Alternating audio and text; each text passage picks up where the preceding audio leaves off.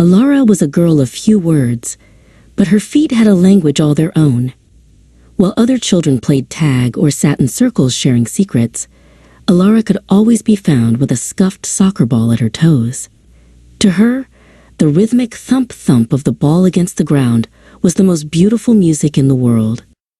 At recess, the schoolyard was loud.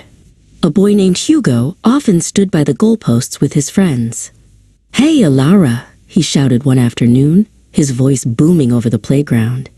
"Why do you keep practicing? Soccer is a boys' game. You're just wasting your time."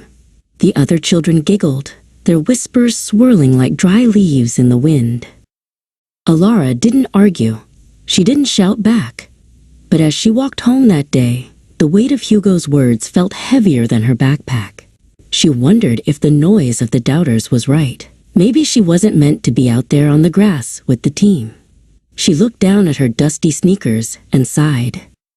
When she reached her backyard, her mother, Maya, was waiting with a cold glass of lemonade and a knowing smile. "I heard the noise today, Allara," Maya said softly, sitting on the porch steps.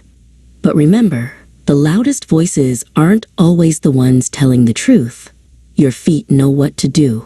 You just have to keep them moving." From that day on, Allara turned the doubt into fuel.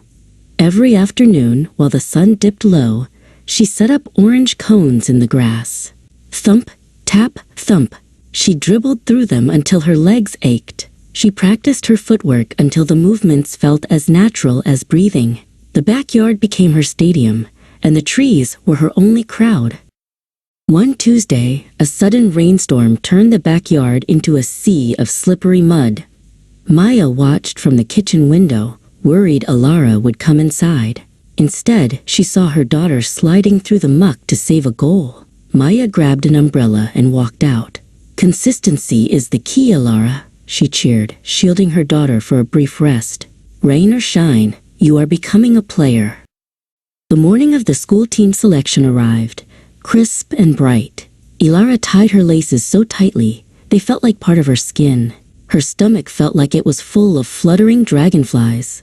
She looked at her reflection and whispered the words Maya had taught her. "The noise doesn't matter. Only the work matters." On the field, the air was thick with nerves. Coach called for a scrimmage. When the ball landed at Alara's feet, the playground went silent. She didn't see the crowd, and she didn't hear Hugo's jeers. She only saw the space between the defenders. With a quick flick of her ankle, she sent the ball spinning past 3 players. After the tryouts, the coach pinned a piece of paper to the sports shed door. Hugo pushed to the front, his face turning pale as he read the names. Allara walked up slowly. There, at the very top of the list, was her name. Hugo looked at Allara, then back at the list. He didn't say a word. The boys' game excuse had vanished into the quiet air. Allara realized that she hadn't needed to shout to be heard. Her commitment had spoken for her. As she took the field for the first official practice, she felt the sun on her face and the wind in her hair. She wasn't just a quiet girl anymore. She was a teammate, a player, and a dreamer who had outrun the noise.